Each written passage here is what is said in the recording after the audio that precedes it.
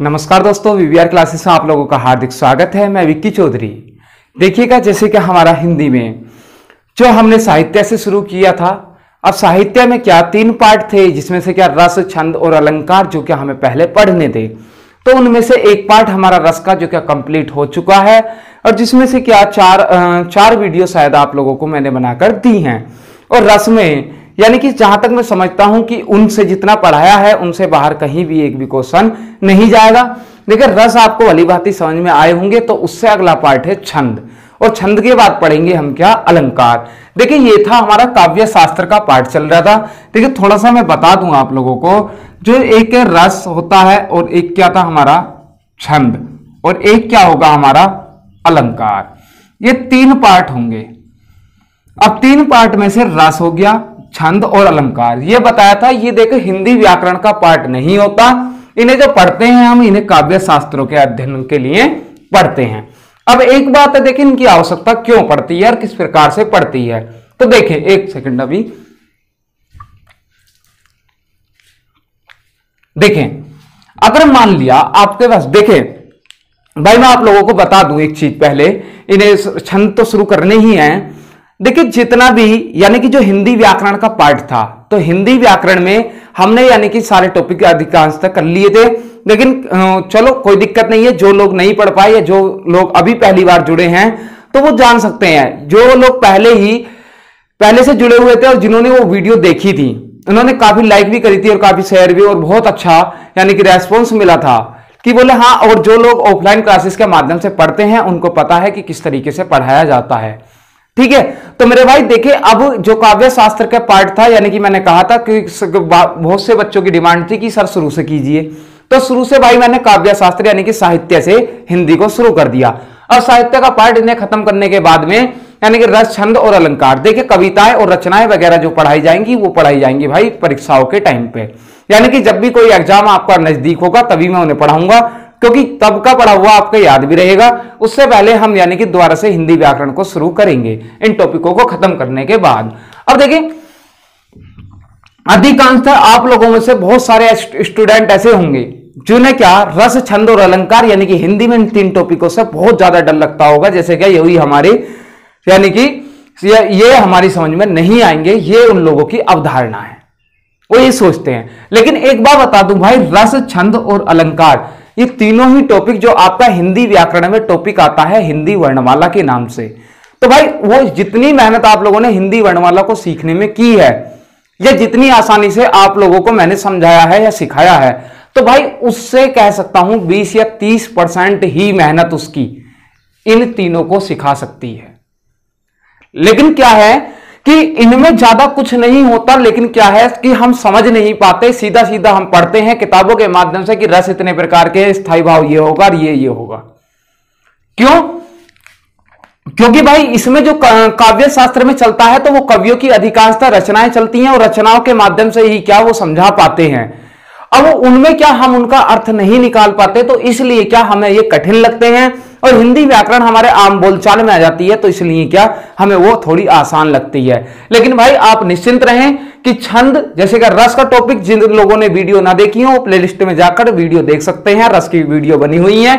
और देखिए छंद का मैं आज गारंटी के साथ कह सकता हूं कि आप लोग अगर वीडियो को अंत तक और पूरे मनोभाव से और मनोयोग से अगर जो आप सीखना चाहेंगे, तो भाई मैं निश्चित रूप से 101% कह सकता हूं कि आपको यह वर्णमाला से भी आसान लगने वाला है। आसान लगने की वजह क्या है? क्योंकि भाई कहीं ना कहीं जब मैं इतनी बात कर रहा हूं, मुझे अपने आप पर भी विश्वास है और आप लोगों के पढ़ने पर भी विश्वास है कि आप लोग ध्यान से पढ़ेंगे। तो भाई देखो, शुरू करते हैं। अब शुरू करते हैं। देखिए, अब इनमें से ही मान लिया एक व्यक्ति था और उस व्यक्ति ने, भाई टॉपिक शुरू हो गया है, आप बिल्कुल ध्यान यही रखेंगे, ठीक है। आप बिल्कुल भी इसमें कोई डिस्टरबेंस, अगर कोई स्थिति ऐसी हो तो भाई आराम से थोड़ी देर बाद देख लेना वीडियो, कोई दिक्कत नहीं है। लेकिन भाई देखनी तसल्ली से है, और जितने भी मैं पॉइंट बोलूंगा सारे के सारे पॉइंट बिल्कुल ध्यान से सुनने हैं, और छंद मैं आपको अभी याद करा के दिखाऊंगा, ठीक है। देखिए, मान लिया कोई व्यक्ति था और उस व्यक्ति ने ये पंक्तियां लिखी। मान लिया पंक्ति है, कुछ भी वो अपने विचार लिख सकता है। तो भाई उसने पंक्ति लिखी, यानी कि कह सकते हैं कोई भी अपनी कविता लिखी, या अब कविता कैसे लिखता है? कविता देखो, एक पार्ट होता है हमारा गद्य और एक पार्ट होता है पद्य। गद्य को कोई भी लिख सकता है, तुम भी लिख सकते हो और भी मैं भी लिख सकता हूं, बहुत सारे व्यक्ति यानी कि आम व्यक्ति भी लिख सकता है।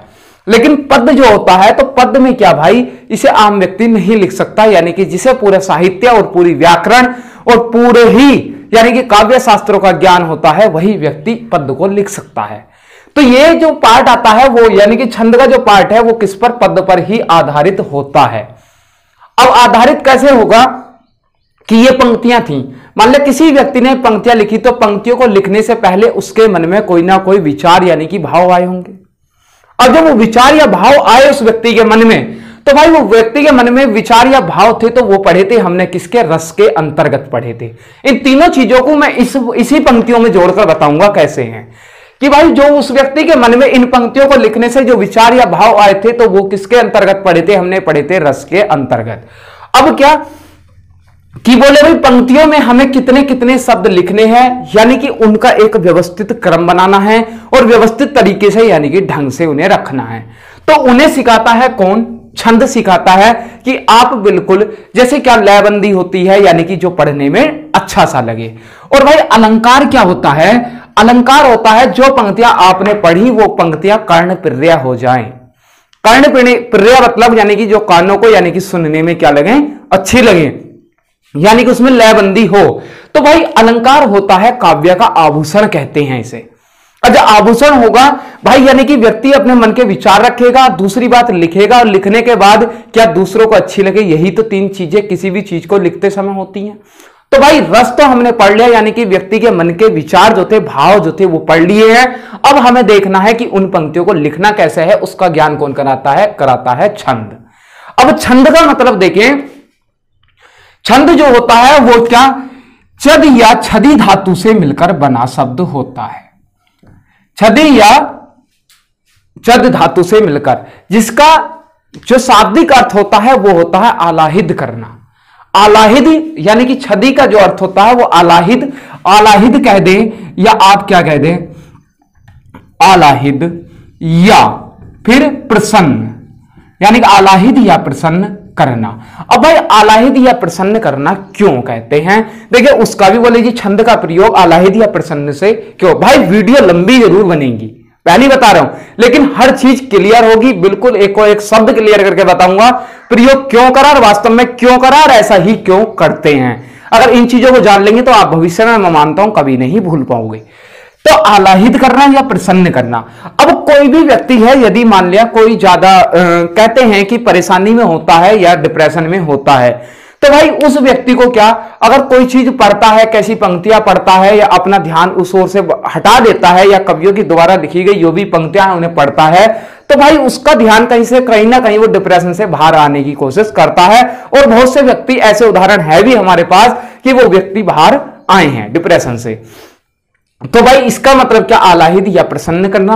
अब आलाहिद या प्रसन्न करना, देखे इसका छंद का जो प्रयोग करते हैं, छंद का प्रयोग कहां कहां किया गया, थोड़ा सा इसका इतिहास जान लेते हैं। इतिहास ज्यादा लंबा नहीं बताऊंगा, थोड़ा सा इतिहास है बस, इससे ज्यादा जितना लिखा है उससे ज्यादा प्रश्न भी आज तक ना बना और ना बनेगा, हो सकता है भविष्य में। ठीक, देखिए छंद का जो प्रयोग करा, तो छंद का प्रयोग किसने पहले करा, तो देखो उसका क्रम मैंने लिखा है, उसका क्रम है यानी कि छंदों का जो प्रयोग करा उसका क्रम ये है मेरे भाई। यानी कि क्या? शिव। शिव का मतलब आप समझ रहे होंगे कि बोले शिव कौन? बोले शंकर भगवान। ठीक है, शिव का मतलब शंकर भगवान से ही है कि शंकर भगवान ने यानी कि शिव ने पहले सबसे पहले छंद का प्रयोग करा। और छंद का प्रयोग करने के बाद उन्होंने किसे? आचार्य गृह ने करा। आचार्य गृह से किसे? यानी कि सनत कुमार ने, फिर उसके बाद बृहस्पति ने, फिर इंद्र ने, और फिर शेषनाग यानी पतंजलि ने, और फिर किसने? पिंगल मुनि ने अंत में किया है। अब देखिए इसमें से जो ये छंद है, छंद का जो प्रयोग किया गया, तो वो सर्वप्रथम यानी कि जो हमारे वेद हैं, और वेद कितने हैं? वेद आपके 4 है, ऋग्वेद, सामवेद, अर्थवेद और यजुर्वेद। तो भाई ऋग्वेद में इसका प्रयोग किया गया। ऋग्वेद के कौन से? 10वें मंडल में, यानी कि भाई मंडल होते हैं, अध्याय जो होते हैं उस तरीके से ही, यानी कि 10वें मंडल में और 90वें सूक्त में। और किसमें? उस सूक्त का नाम था पुरुष सूक्त। ठीक। और उसमें कौन सा मंत्र है, यानी कि नवा मंत्र लिखा हुआ है, उसमें सर्वप्रथम छंद का प्रयोग किया गया था। अब भाई मैंने उसका उदाहरण इसलिए नहीं लिखा क्योंकि वो संस्कृत वालों के लिए जरूरी है, अपने लिए यानी कि जो हिंदी है यानी हिंदी वालों के लिए जरूरी नहीं है। भाई इतनी चीज तो ये रटने वाली है, इसमें तो कुछ समझा नहीं सकते। ठीक है, किसमें करा, सर्वप्रथम ऋग्वेद में, ऋग्वेद के 10वें मंडल में, 10वें मंडल के किसमें 90वें सूक्त में, और सूक्त का नाम क्या था, पुरुष सूक्त, और कौन से नवा मंत्र में है। अब इसके बाद ये पता चल गया कि सब सर्वप्रथम, अब कहे कि छंद का प्रयोग सर्वप्रथम किसने किया। अगर जो शिव और पिंगल मुनि दोनों साथ आते हैं तो कौन सा ऑप्शन लगेगा, हमेशा शिव वाला ही ऑप्शन लगेगा, क्योंकि सर्वप्रथम उन्होंने कहा कि अब पिंगल मुनि कौन है, ये कहलाते हैं यानी कि छंद शास्त्र के आचार्य। छंद शास्त्र के प्रथम आचार्य कौन, पिंगल मुनि, यानी कि जिन्होंने किताबों के माध्यम से लिखकर हम लोगों तक ये बात अपनी पहुंचाई है। तो भाई इतनी बात हो गई। अब होने के बाद इन्होंने जो पिंगल मुनि थे, अब पिंगल मुनि ने सर्वप्रथम जो इनका छंद का प्रयोग करा और उसका नाम था यानी कि क्या, पिंगल शास्त्र। किसमें करा, पिंगल शास्त्र में। किसका, पिंगल शास्त्र में किसका, छंद का, और छंद का उसका नाम था क्या, छंद शास्त्र, यानी जिसका क्या नाम था, छंद शास्त्र। भाई इतनी बात मैं उम्मीद करता हूं यहां तक समझ में आ गया होगा। ठीक है, कि यानी कि किसने, कि पिंगल मुनि ने क्या, छंद शास्त्र का प्रयोग किया है, जिसे क्या नाम था, पिंगल शास्त्र था। भाई इतनी बात समझ में आ गई हो तो भाई मैं इधर का पोर्शन रब कर देता हूं, क्योंकि भाई ज्यादा समझ में और अच्छे तरीके से बहुत सारी चीजें लिखेंगे तो समझ में अच्छे से आएगा। ठीक, तो देखिए अब इसके बाद बात करें, देखिए भाई अभी ये थोड़ा सा साहित्य था, अब मजा आने वाला है वीडियो में बहुत ज्यादा और आप लोगों को अच्छा भी लगेगा।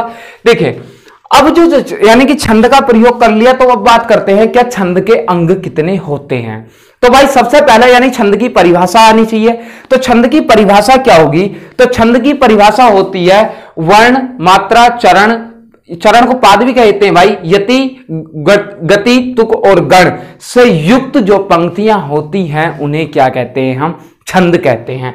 यानी कि जो अंग है, अंगों को सबको मिलाकर जो उससे युक्त जो पंक्तियां होती हैं उन्हें क्या कहते हैं, हम छंद कहते हैं। अब इसमें क्या पहला आता है, वर्ण या मात्रा। अब भाई कोई भी आप पंक्ति लिखोगे, देखो वर्ण या मात्रा किसे कहते हैं। मैंने लिखा कि क्या, कै लिखा, ये क्या लिखा, का, और उसके बाद क्या लिखा, मा, यानी कि ये क्या है भाई, वर्ण है। अब वर्ण है और वर्ण के साथ ही क्या होती है, मात्रा।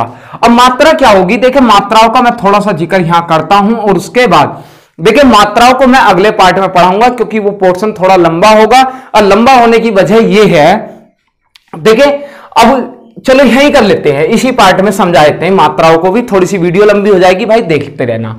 देखिए वर्ण या मात्राएं क्या है, जैसे कि मैंने एक शब्द लिखा कमल, और एक शब्द लिखा मैंने रामायण, रामायण, भाई एक शब्द लिखा कमल, एक शब्द लिखा रामायण। देखिए वर्ण किसे कहेंगे, वर्ण कहते हैं भाई क्या, यानी कि जो हमारी ध्वनियां होती हैं, यानी कि सबसे पहले क्या ध्वनि, यानी कि सबसे पहले क्या थे विचार, और विचार के बाद क्या है ध्वनि, और ध्वनि के बाद जो निकलते हैं वो क्या निकलते हैं, यानी कि वर्ण निकलते हैं। अब वो वर्ण क्या है, एक तो का, मा और क्या, ल, ये क्या है, वर्ण है। ऐसे ही क्या इसमें र, मैं, य और ण। तो भाई इसमें कितने वर्ण हो गए, अगर मैं वर्णों की संख्या पूछूं तो बोले 1, 2 और 1 3, कितने वर्ण हो गए, इसमें तो वर्ण हो गए 3।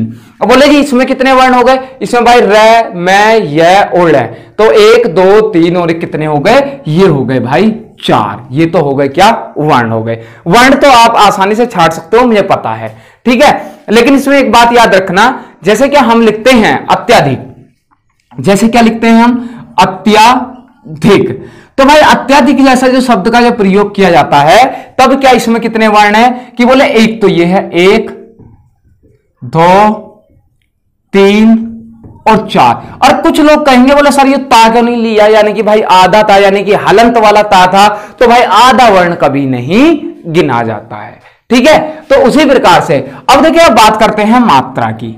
अब मात्रा क्या होती है, मात्रा भी दो भागों में बटी हुई होती है। एक तो होती है हमारी लघु मात्रा, एक होती है क्या, लघु मात्रा, और एक होती है हमारी दीर्घ, यानी कि एक लघु मात्रा होती है, एक दीर्घ मात्रा होती है। भाई इन्हें जान लें, यानी कि कहने का मतलब यह है, अगर आप वीडियो ये अगले 5 या 7 मिनट की जो वीडियो है वो आपके लिए छंद में बहुत ही महत्वपूर्ण है। देखिए लघु मात्रा और दीर्घ मात्रा, इसे भाई खड़ी पाई से शो करते हैं और इसे यानी कि इसे क्या कहते हैं, दीर्घ मात्रा। यानी कि कह सकते हैं आप अंग्रेजी में इसे आई से और इसे क्या, एस से। ये आई और एस ऐसे याद रखें, यानी कि एस ऐसे नहीं होता है वास्तव में, ये होता है दो होता है और दो को ही क्या उल्टा बना दिया होता है, तो इसलिए क्या इसे दीर्घ मात्रा कहते हैं। और दीर्घ मात्रा जो होगी तो दीर्घ मात्रा में हमेशा जो मात्राएं गिनी जाएंगी वो गिनी जाएंगी कितनी, दो। और भाई अगर लघु मात्रा होगी, लघु मात्रा में जो मात्राएं गिनी जाएंगी वो गिनी जाएगी हमेशा कितनी, एक मात्रा गिनी जाएगी। यानी कि लघु मात्रा जो यानी कि जिसे क्या हम आई से शो करते हैं, खड़ी पाई से शो करते हैं, उसमें मात्राओं की संख्या कितनी होती है, एक होती है। और भाई दीर्घ मात्रा यानी कि जिसे क्या एस बोलते हो आप, तो उसमें जो मात्राओं की संख्या होती है वो कितनी होती है, दो होती है। अब बोले कि लघु मात्राएं और दीर्घ मात्राओं का प्रयोग हम किस किस प्रकार से और कैसे कैसे करें। देखिए आप लोगों को याद हो तो देखिए एक होता है यानी कि जो हमारे स्वर थे, भाई से थोड़ा सा रफ कर देता हूं मैं। देखिए जो हमारे स्वर थे तो स्वरों की संख्या कितनी थी, 11 थी। यानी कि स्वरों की संख्या कितनी होती है, स्वरों की संख्या होती है 11, जिसमें से क्या होता है ए, आ, छोटी ई, बड़ी ई, छोटा ऊ, बड़ा ऊ, री, ए, आए, ओ और औ। ये क्या होते हैं, स्वर होते हैं। भाई आप लोग समझ रहे होंगे, बोले जी पता ना वर्णमाला पढ़ाने लगे क्या। भाई वर्णमाला नहीं पढ़ा रहा, मैं वास्तव में सिखा रहा हूं। यानी कि कैसे कैसे क्या चीज होती है ऐसा तो मैं भी बता सकता था कि बोले हाँ इन्हें लिख लो और लिखने के बाद में ये लघु में आएंगे, दीर्घ में आएंगे। भाई अगर जो ऐसे ही हो जाता तो फिर यानी कि जो पढ़ा रहे हैं उनमें और भाई हम में क्या अंतर होगा। आप लोगों को मैं हमेशा यही प्रयास करता हूं कि ज्यादा से ज्यादा हर चीज क्लियर हो जाए, बिल्कुल एकदम पता चल जाए कि वास्तव में है क्या चीज। तो भाई वही समझाना चाह रहा हूं। देखिए जो है इसमें ये ए, छोटी ई, छोटा ऊ और री, ये जो चार थे तो चार को किसमें हमने लघु स्वर में पढ़ते थे, यानी कि किसमें भाई, लघु स्वर में। और उसके बाद जो बचे आ बचा, बड़ी ई, बड़ा ऊ, ए, आए, ओ और आओ, इन्हें क्या हमने दीर्घ या क्या कह सकते थे, दीर्घ या एक कहा था संधि, दीर्घ या संधि स्वर में पढ़ते थे। भाई इनकी संख्या कितनी होती थी, 7 और इनकी संख्या कितनी होती थी, 4। तो भाई इनकी संख्या 4 और इनकी संख्या 7, वो भाई वर्णमाला जिस दिन पढ़ाऊंगा उस दिन और क्लियर हो जाएगा संधि क्यों और दीर्घ क्यों, ठीक है। और जिन लोगों ने पढ़ रखा उन्हें तो भली भांति जानते ही होंगे। तो भाई जो लघु स्वर होते हैं तो लघु स्वर ए, छोटी ई, छोटा ऊ और री, ये चारों के चारों क्या होते हैं, इनकी जिस भी वर्ण के साथ ये होंगे उस पर हमेशा खड़ी पाई लगेगी। यानी कि इसके साथ कौन सी हमेशा खड़ी पाई आती है और इसके साथ कौन सी यानी कि दीर्घ चिन्ह। अब वो कैसा आते हैं उन्हें भी देखें। जैसे कि मान लिया कोई वर्ण है कै, क्या ये स्वर रहित है यानी कि हलंत लगा हुआ है, ये वास्तव में कोई वर्ण नहीं होता है, कोई ध्वनि नहीं होती। लेकिन इसके साथ में यदि मैं ए स्वर जोड़ देता हूं तो ये बन जाता है पूरा वर्ण क्या, का। ऐसे ही क्या, जैसे क्या कै है और कै के साथ में मैं छोटी ई जोड़ देता हूं, तो छोटी ई जोड़ूं तो भाई छोटी ई की मात्रा किधर से लगती है, इधर से, तो क्या हो गया ये की। तो भाई ये क्या, ये लघु। अब भाई इनके साथ जैसे कि की आया तो इस पर कितनी मात्रा लगेगी, एक लगेगी। अब ऐसे ही इस कै है और कै के साथ में बड़ी ई जोड़ देता हूं तो क्या बनता है, ये बनता है बड़ी ई यानी कि की। तो भाई ये बड़ी ई आई तो बड़ी ई क्या होगी भाई, इस पे 2 मात्राएं, तो यानी कि इस पे क्या दीर्घ मात्रा अर्थात यानी कि क्या 2 मात्राएं लगती हैं। उम्मीद करता हूं कि ये बात आप लोगों की समझ में आ रही होगी। अगर जो ऐसे भी नहीं तो 1-2 उदाहरण और देख लें। जैसे क्या ए है, अब मैं कहूं कि ओ है तो ओ पे सर बोले कितनी मात्राएं लगेंगी भाई, एस यानी कि क्या 2 मात्राएं होती हैं। और जब इनकी काउंटिंग करते हैं तो इसकी जगह कितनी 2 गिनते हैं। अब जैसे क्या कोई कहेगा जी मैं तो ऐसे लिखूं मुंह, तो इस पे कितनी लगाऊं, तो भाई मुंह है तो ओ किस में आ रहा है, दीर्घ में आ रहा है ना, जब दीर्घ में आ रहा है तो भाई दीर्घ वाली लगेगी। सोचने वाली क्या बात है भाई, मैथमेटिकल है, ऐसा नहीं है, बहुत टेक्निकल वाला सब्जेक्ट है। और ये जितना चैप्टर है बिल्कुल बहुत आसानी से समझ सकते हो, एक बार दिमाग में आ गया तो निकलेगा नहीं फिर। तो भाई ये क्या हो गया, यानी कि 2 हो गई। अब बोलेगी मैं तो ऊ लगाऊं छोटा वाला, अब भाई छोटा वाला ऊ लगा ले, या छोटा वाला ऊ के साथ क्या मात्रा आएगी, लघु, तो भाई खड़ी पाई बनेगी ना, बनेगी। अब बोलेगी मैं तो बड़ा लगाऊंगा, कुछ सोचेंगे बड़ा, तो भाई बड़ा लगाएगा तो एस बनेगा यानी कि दीर्घ मात्रा आएगी। बात समझ में आ रही होगी, ये बात इतनी क्लियर हो गई होगी। जब इतनी क्लियर हो गई तो देखें अब मैं कुछ शब्द लिखता हूं, उन पर भी मात्राएं लगाने का प्रयास करते हैं। देखें क्या होंगे वो, जैसे कि मैं कई शब्द होंगे, जैसे कि मैं पहला शब्द लिख दूं, जैसे कि मैंने लिखा कमल, तो भाई इसमें वर्ण तो गिन लिए थे, वर्ण कितने थे इसमें? 3 थे, क्योंकि वर्ण कैसे थे? 1 2 3 वर्ण तो ये हो गए। अब मैंने अगला लिखा क्या? रामायण, तो भाई कितने वर्ण? 1 2 3 4, इसमें वर्णों की संख्या कितनी हो गई? 4 हो गई। अगला लिख दें अत्यधिक, क्या लिख दिया? अत्यधिक, कितने वर्ण हो गए? 1 2 3 4, इसमें भी कितने हो गए साहब? 4 हो गए। लेकिन मात्रा देखें तो, अब मात्रा देखनी है भाई, कै के साथ में कौन सा स्वर है? ए है, छोटा है तो क्या भाई? खड़ी पाई, एक मात्रा एक मात्रा एक मात्रा। ये बात समझ में आ गई, यहां तक किसी को डाउट नहीं होना चाहिए। अगला रामायण है, तो इसमें क्या लग रहा है? आ, और आक बड़ा आ किसमें आ जा रहा था? दीर्घ में जा रहा था, दीर्घ में जा रहा था, तो इस पर कितनी लगेंगी? 2 लगेंगी। मैं के साथ भी क्या है? आ है, बड़ा आ है, तो भाई कितनी? 2 लगेंगी। और या के साथ क्या है? ए है, तो 1 लगेगी। ड़ के साथ ए है, तो कितनी लगेगी? 1। तो मात्राओं की संख्या इसमें कितनी हुई? तो भाई कमल में तो होगी मात्राओं की संख्या 3, और रामायण में मात्राओं की संख्या 2 और 2 4, 5 और 1 6। अरे मेरे भाई इसकी तो 2 गिनोगे ना, ये दीर्घ जो है, दीर्घ की कितनी? 2 2 और 2 4 और 1 5 और 1 कितनी हो गई? 6 हो गई। अब अत्यधिक में देख लें। देखिए अत्यधिक में जब भी क्या कहीं भी संयुक्त अक्षर आता है, नियम समझ लें। अब भाई क्या संयुक्त अक्षर आता है, तो संयुक्त अक्षर से पहले, संयुक्त अक्षर से पहले वाले वर्ण पर 2 यानी कि दीर्घ मात्रा लगती है, चाहे वह लघु हो या दीर्घ हो। चाहे तो वो लघु हो भाई, चाहे क्या हो? दीर्घ हो। यानी कि सीधी सी बात, जहां भी संयुक्त अक्षर, यानी कि क्या संयुक्त अक्षर, एक तो क्या हमारे बिल्कुल प्रमाणित हैं, वो क्या है? क्षय, त्रय, ज्ञ और श्रय। ये क्या है? ये तो बिल्कुल मान्यता मिली हुई है, ये तो है। लेकिन क्या भाई संयुक्त अक्षर वो भी होते हैं, यानी कि जिनमें क्या आधा वर्ण होता है, तो आधे वर्ण से पहले वाला जो वर्ण होगा उस पर हमेशा 2 मात्राएं लगेंगी, चाहे उस पर वो लघु हो या दीर्घ हो। जैसे कि अत्यधिक है, अत्यधिक क्या है? तो भाई कितनी लगेगी? 1 लगनी चाहिए थी, लेकिन क्या भाई आधा वर्ण है, जब आधा वर्ण है तो कितनी लगाऊंगा? 2। इस आधे वर्ण की कोई मात्रा नहीं होती है, यह है, यह पे कितनी लगेगी? 1 लगेगी। ध है, तो भाई छोटी ई लग रही है तो 1 लगेगी, और कै है, कै पे कितनी? 1। तो भाई मात्राएं कितनी होगी? 2 3 4 और 1 कितनी? 5 हो गई। ये मात्राओं की संख्या कितनी हो गई? 5 हो गई।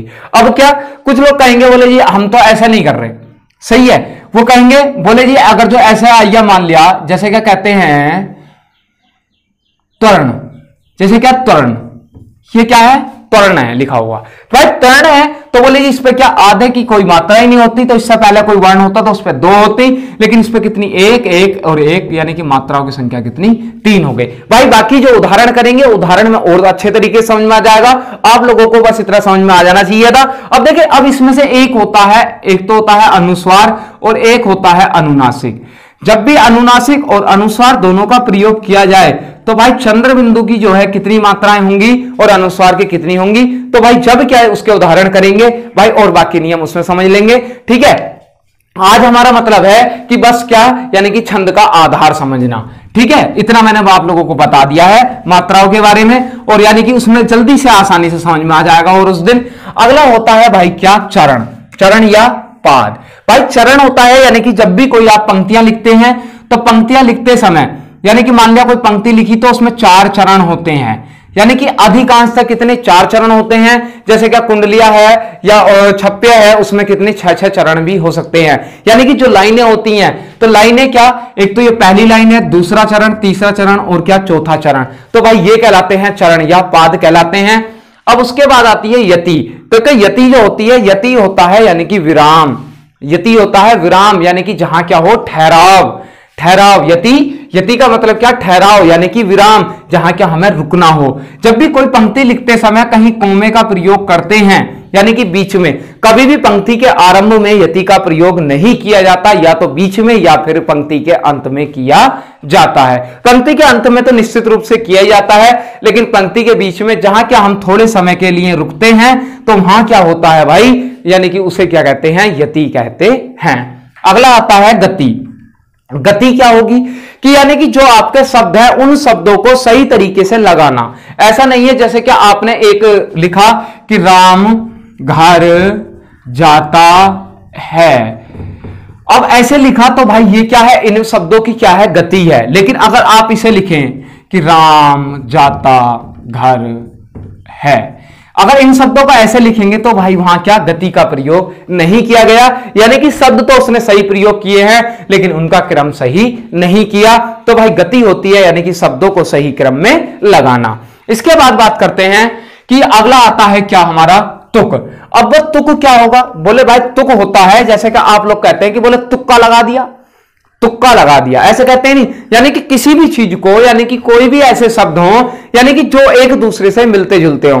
बोले जैसे हम कहते हैं रोटी उट्टी ले आओ, रोटी वोटी, तो भाई रोटी और वोटी यानी कि दोनों का तुकबंदी कर रहे हैं। या आप कहते हैं बोले खा पी लो, तो खा और पी लो, तो भाई ऐसे क्या, यानी कि जहां भी ऐसे शब्द आते हैं जहां क्या लय बरकरार बनी रहती है तो वहां कौन सी होती है, यानी कि उसे कहते हैं तुक कहते हैं। जैसे क्या, जैसे उसने कहा था कि राग है कि जाग है कि पंक्ति थी वो मेरे ध्यान से हट रही है थोड़ी सी, ठीक है, वो रस में उदाहरण कराया था कि राग है कि रूप है कि रस है कि जस है, इस तरीके से, ठीक है, याद आ गई। तो वो क्या था, उसमें तुकबंदी। अब क्या, गण होते हैं। अब गण क्या होते हैं, तो भाई गणों की संख्या होती है 8, यानी कि यह प्रश्न कई बार पूछा भी गया है कि गणों की संख्या कितनी होती है, तो गणों की संख्या होती है 8।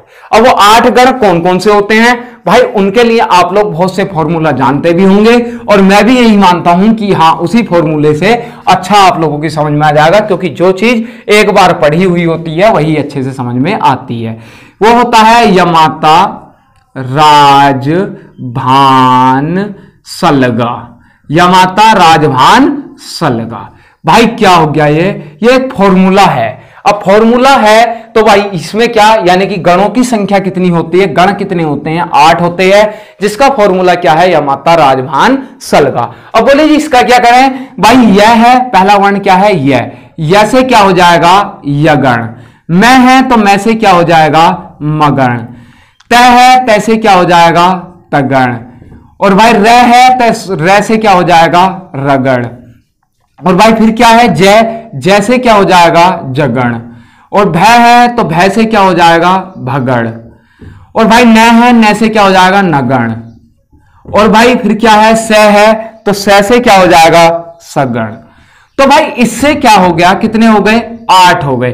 भाई इस ल और ग को नहीं लेते हैं, ठीक है, कोई कहे कि लगन, फिर कोई कहे कि गगन, ऐसा नहीं कि 8 ही होते हैं। और 8 भी क्या आपको क्रम से जिन शब्दों तक हो जाएं तो वही क्या होते हैं, सही। अब बोले जी यगण मगण तगण रगण जगण भगण नगण सगण, ये हैं क्या, इनमें मात्राएं होती है मेरे भाई। अब मात्राएं बोले जी हमारे याद तो ना रहने की, कैसे कैसे, देखो कुछ लोग याद भी कर लेते होंगे, कुछ लोगों से ना भी होती हों।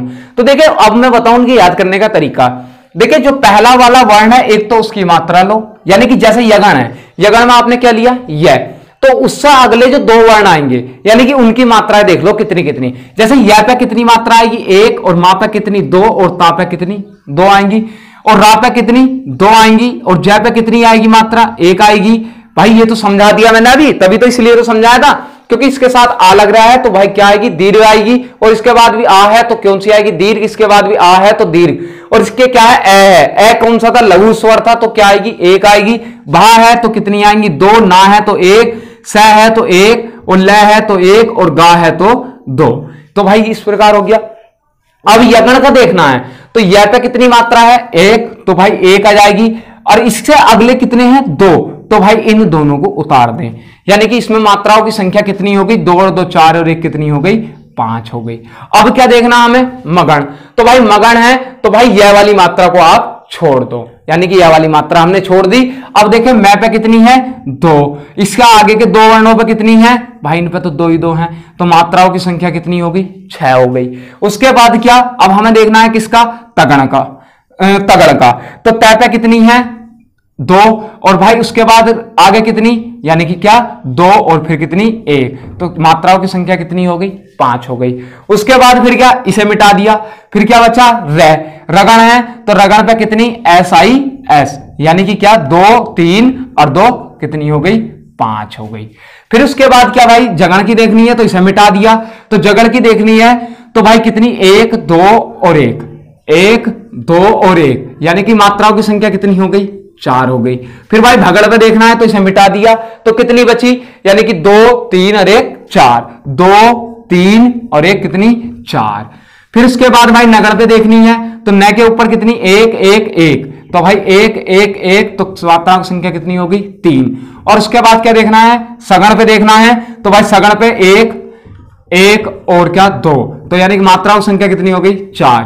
तो भाई देखा, इस प्रकार से आप इनकी मात्राएं भी याद कर सकते हैं।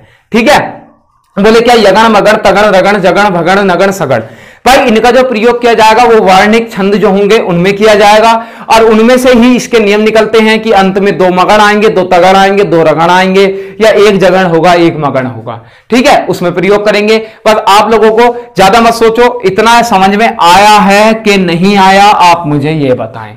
ठीक है, इतना समझ में आ गया होगा। तो आने के बाद अब भाई आगे चलते हैं, और आगे चलने के बाद भाई हमने क्या किया, यानी कि छंद के जो अंग थे, वर्ण या मात्रा थी, तो वो हमने गिन ली थी, क्योंकि वर्ण या मात्रा जो होती है, वर्ण यानी कि जिस शब्द में जितने वर्ण है उन्हें गिनना है, मात्राएं यानी कि मात्राएं हमने जैसे इस प्रकार इसमें करी थी वैसे ही हमने इसमें सीखी हैं। उसके बाद चरण या पाद क्या होंगे, चरण या पाद वो होते हैं यानी कि जो पंक्तियां लिखी हुई होती हैं तो वो क्या कहलाते हैं, चरण या पाद कहलाते हैं। यति क्या होगी, यानी कि जब भी किसी पंक्ति में हमें थोड़े समय के लिए रुकना होता है तो उसे क्या कहते हैं, हम यति कहते हैं। बोले जी गति क्या होगी, गति वो होती है कि शब्दों का सही क्रम लगाना गति कहलाती है।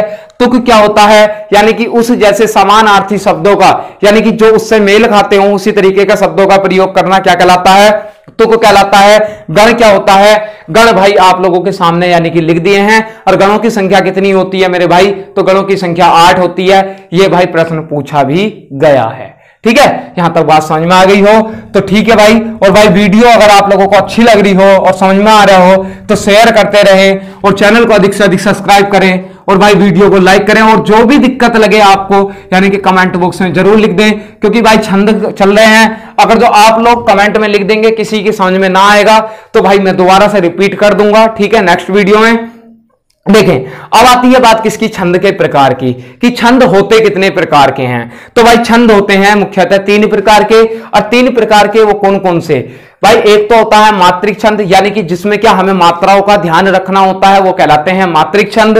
और वर्णिक छंद क्या होते हैं, जिनमें क्या हमें यानी कि वर्णों को गिनना होता है, वर्णों का ध्यान रखना होता है कि हमें कितने वर्णों का प्रयोग करना है इस पंक्ति में, या कितनी मात्राओं का प्रयोग करना है, तो वो मात्रिक छंद। और जिसमें क्या कितने वर्णों का प्रयोग करना है, मान लो कोई पंक्ति लिखी, बोले इसमें तो बिल्कुल बाउंडेशन दी हुई है कवियों के द्वारा कि इसमें इतनी ही मात्राओं का प्रयोग करना है, तो आप उतनी ही मात्राओं का प्रयोग कर सकते हैं। वर्णिक है तो बोले जी इतने वर्णों का प्रयोग कर सकते हैं, तो उसमें क्या जहां वर्ण गिनने की आवश्यकता होगी वहां वर्णिक छंद। और मुक्तक, मुक्तक है आप लोगों का और हम लोगों का सभी का। मुक्तक छंद होता है यानी कि कोई भी जैसे का कोई शेर शायरी कहता है, या जिस प्रकार की कोई पंक्तियां जैसे कि आज आम बोलचाल में कहते हैं, ठीक है, तो वो क्या मुक्तक होता है, यानी कि कोई भी अपने विचारों को किसी पंक्तियों के माध्यम से बांधकर, यानी कि इसमें कोई बाउंडेशन नहीं होती कि कितनी मात्राएं लेनी है या कितने वर्ण लेने हैं। सिर्फ क्या होता है मुक्तक में, यानी कि जो भी विचार है, जो भी अपने मन के भाव हैं, उन्हें किसी पंक्ति के माध्यम से पंक्ति में बांधकर और क्या भाई आप लोगों के सामने तक पहुंचाए, तो वही क्या कहलाता है, हमारा मुक्तक छंद कहलाता है। तो भाई मात्रिक, वर्णिक और मुक्तक। अब बात करते हैं कि मात्रिक छंद कितने प्रकार के होते हैं, तो मेरे भाई मात्रिक छंद भी कितने, यानी कि 3 प्रकार के होते हैं। एक तो होता है सममात्रिक, एक होता है अर्धसममात्रिक, और एक होता है क्या हमारा विषम मात्रिक छंद। देखिए अब इन छंदों के यानी कि जो सममात्रिक है, अर्धसममात्रिक है और विषम मात्रिक, देखिए ये किस प्रकार से होंगे। अब देखिए जैसे कि मैंने आप लोगों को अभी पढ़ाया था कि एक तो होते हैं चरण, चरण यानी कि क्या कहते हैं आप, पाद। यानी कि चरण का मतलब होता है कोई भी पंक्तियां हैं, यानी कि जब भी आपने कोई कविता लिखी है उस कविता में क्या जो भी पंक्तियां हमारी होंगी, मान लिया 4 पंक्तियां थी और इस पंक्ति को पहली पंक्ति ये हो गई, दूसरी ये हो गई, तीसरी ये हो गई और चौथी ये।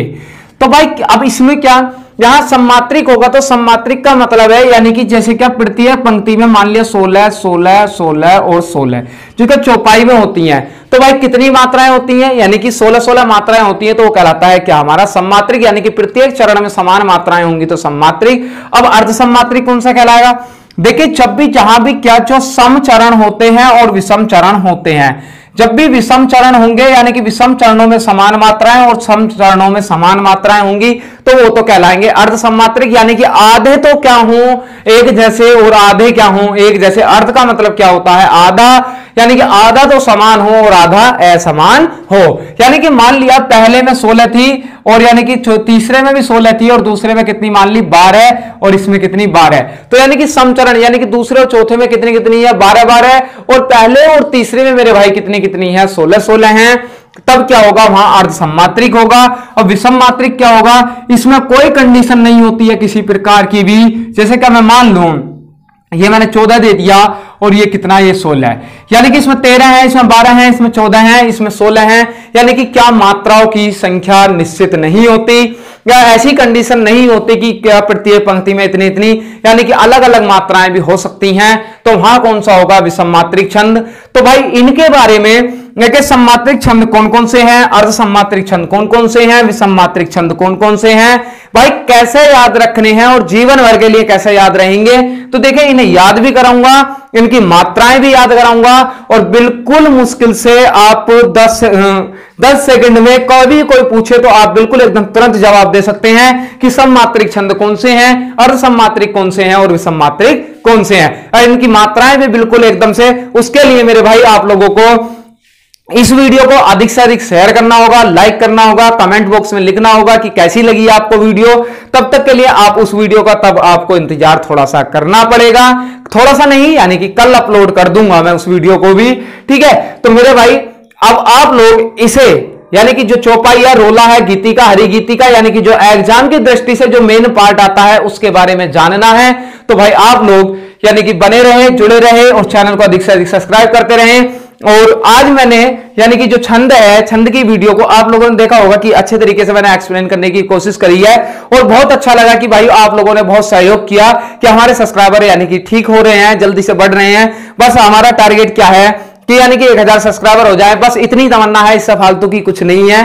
कि 1000 का मतलब ये है कि हम लाइव क्लासेस देनी शुरू कर देंगे। जिस दिन लाइव क्लास का टारगेट पूरा हो जाएगा उसके दिन के बाद में हम लोगों से कहना भी छोड़ देंगे कि चैनल को सब्सक्राइब करें या क्या करें, ठीक है। बस लाइव तक का टारगेट है, आप उसे पूरा करा दें, बाकी कोई दिक्कत नहीं है। आप पढ़ते रहें, हम निरंतर आपको वीडियोस मिलती रहेंगी। और मैं आप लोगों से बता दूं कि कल आपको यानी कि पॉलिटी की भी वीडियो आपको मिल सकती है, यानी कि संभावना है, संभावना नहीं यानी कि पूरी ही उम्मीद है। और आपको शाम तक यानी कि रात को लगभग 11 साढ़े 11 बजे तक आपको एक मैथ्स की वीडियो भी मिलेगी। यानी कि रात को मैं क्या देख पाओगे, लेकिन आप कल सुबह ही उसे वीडियो को देख सकते हैं, जिसमें से कि हमारा टाइम एंड वर्क चल रहा है। और भाई रीजनिंग की क्लास यानी कि कल इस छंद के टॉपिक को कंप्लीट करके यानी कि इसका जो अगला वीडियो है उसे बनाने के बाद में यानी कि अब मैंने ये सोचा है कि मैथ की क्लास निरंतर, और एक दिन हिंदी, एक दिन रीजनिंग, एक दिन हिंदी और एक दिन रीजनिंग। और भाई आपका जो है हिस्ट्री, ज्योग्राफी और पॉलिटी यानी कि जो भी पार्ट लेकर आते हैं त्रिभुवन सर, वो निरंतर आप लोगों को पढ़ा ही रहे हैं, ठीक है भाई। आप लोगों को उम्मीद है कि सही लग रहा होगा। और भाई आप लोगों को कोई समस्या लगे करे तो आप कमेंट बॉक्स में जरूर लिखा करें, हमने निरंतर उसका समाधान करने की कोशिश की है और भाई आगे भी करेंगे, ठीक है भाई। मिलते हैं, धन्यवाद।